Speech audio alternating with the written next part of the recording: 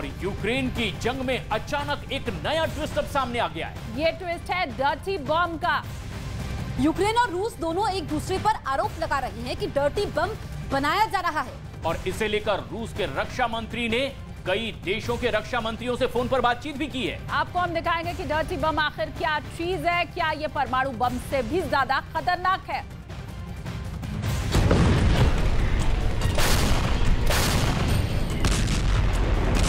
America भी कह रहा है डर्टी बम।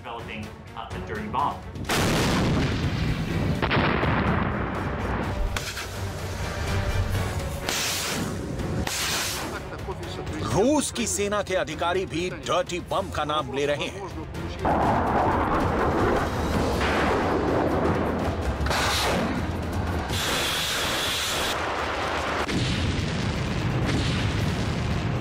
पुतिन के प्रवक्ता भी डर्टी बम पर स्टेटमेंट दे रहे हैं।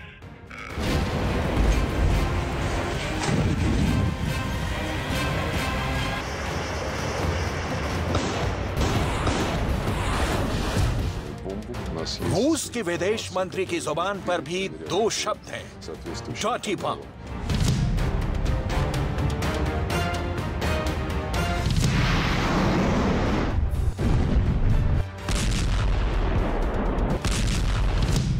ये डर्टी बम इतना खतरनाक है कि रूस के रक्षा मंत्री ने अमेरिका, फ्रांस और तुर्की के रक्षा मंत्री को भी फोन कर दिया।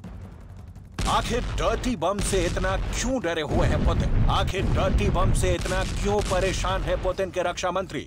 आखिर क्या है ये डर्टी बम? क्या डर्टी बम से जंग पलट जाएगी? आखिर कहां से आया ये डर्टी बम और कौन इस डर्टी बम को फोड़ेगा? आखिर किस पर फटेगा ये डर्टी बम?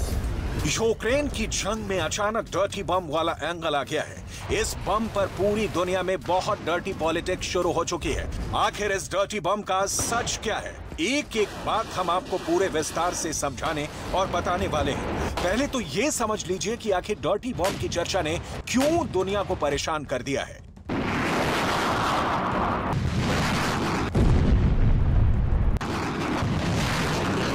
डर्टी बम एक ऐसा बम है जिसके अंदर रेडियोधर्मी पदार्थ होता है। इस बम में विस्फोट के बाद होने वाले इसके अंदर का यूरेनियम या रेडियोधर्मी पदार्थ हवा में बिखर जाता है। ये घातक रेडियोधर्मी पदार्थ लोगों के स्वास्थ्य को नुकसान पहुंचाने में सक्षम होता है। कई एक्सपर्ट्स की माने तो डर्टी बम एक छोटे परमाणु बम जैसा ही होता है, लेकिन ये बात पूरी तरह से सही नहीं है। परमाणु बम और डर्टी बम में फर्क बिल्कुल साफ है।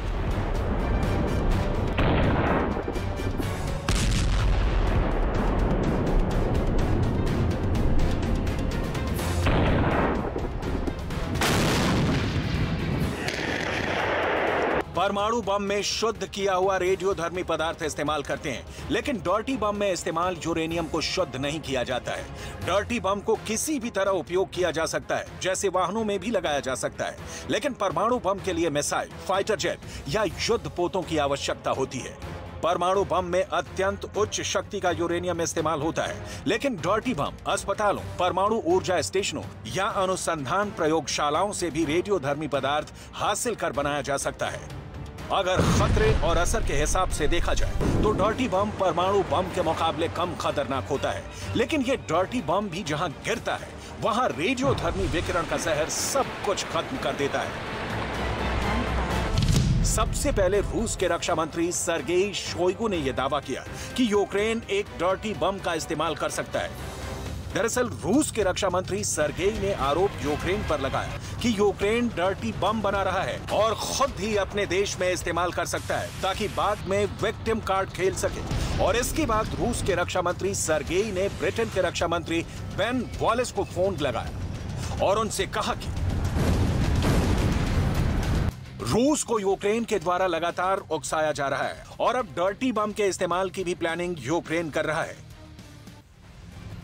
अब सवाल ऐसे में यह है कि क्या डर्टी बम के ड्रामे की पूरी स्क्रिप्ट पुतिन ने ही लिखवाई है और सबसे पहले यह स्क्रिप्ट रूस की सेना को तो नहीं दी गई, जहां से यूक्रेन पर आरोप लगाए गए और फिर आरोपों को आगे बढ़ाने वाली अगली स्क्रिप्ट रूस के राष्ट्रपति भवन क्रेमलिन के प्रवक्ता दिमित्री पेस्केव की तरफ से भी पढ़ी गई।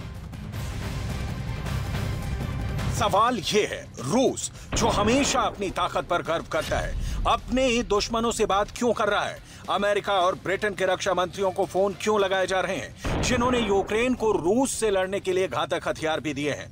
इस सवाल का जवाब आपको आगे मिलेगा। पहले देखिए कैसे रूस के रक्षा मंत्री ने जब अमेरिका और ब्रिटेन के रक्षा मंत्री को फोन मिलाए तो कैसे ज़ेलेंस्की गुस्से में भर उठे और बौखला गए। Україна щось готує, то це означає одне: Росія вже все це і підготувала. Вважаю, що зараз світ повинен максимально жорстко відреагувати.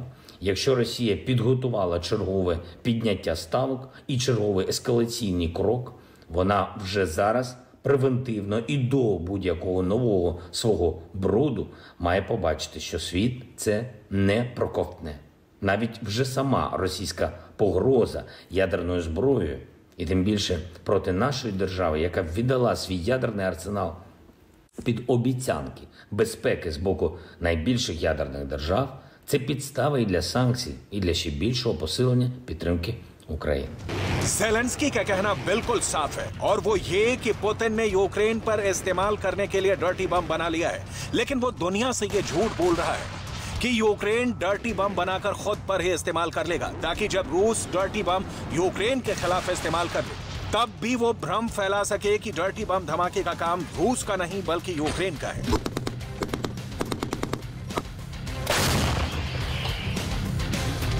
Информация, конкретная информация относительно тех учреждений на Украине, тех научных институтов, которые обладают технологиями, позволяющими соорудить вот эту самую грязную бомбу. У нас есть информация, которую мы перепроверяли по соответствующим каналам, о том, что это не пустое подозрение, что здесь есть серьезные основания полагать, что подобные вещи могут планироваться. जरा पूरी टाइमलाइन पर गौर कीजिए। पहले रूस के रक्षा मंत्री ने ब्रिटेन के रक्षा मंत्री को फोन किया, फिर ज़ेलेंस्की ने रूस के रक्षा मंत्री पर पलटवार किया और इसके बाद रूस की तरफ से ज़ेलेंस्की को काउंटर करने के लिए रूस की सेना और पुतिन के प्रवक्ता के बयान भी सामने आ गए। यानी रूस की तरफ से सब कुछ पूरी रणनीति के तहत किया जा रहा है। तो क्या वाकई में पुतिन ही यूक्रेन पर डर्टी बम का इस्तेमाल करने वाले हैं और इसका इल्जाम वो यूक्रेन पर ही लगाना चाहते हैं? Имеющаяся информация, две организации Украины имеют конкретное поручение по созданию так называемой грязной бомбы. Работа находится на завершающем этапе.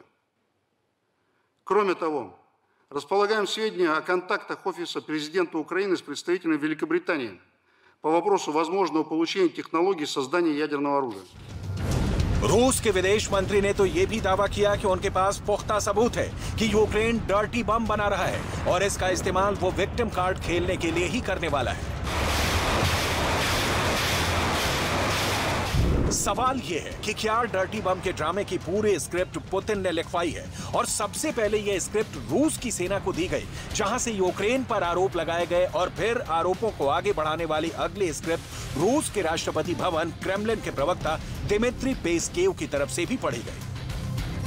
Недоверие к информации, которая была передана российской стороной, не означает, что перестает существовать угроза применения такой грязной бомбы. Угроза налицо.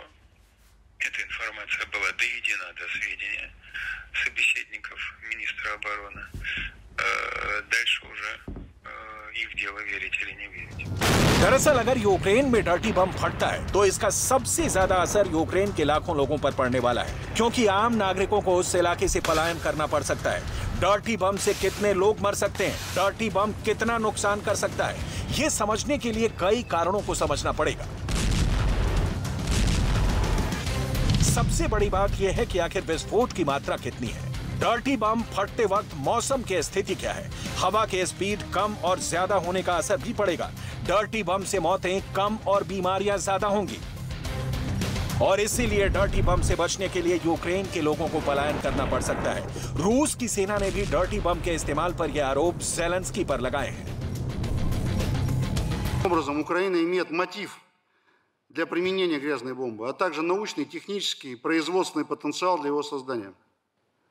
В результате проведения провокаций с применением грязной бомбы Украина рассчитывает запугать местное население, увеличить поток беженцев и выставить Российскую Федерацию как ядерного террориста.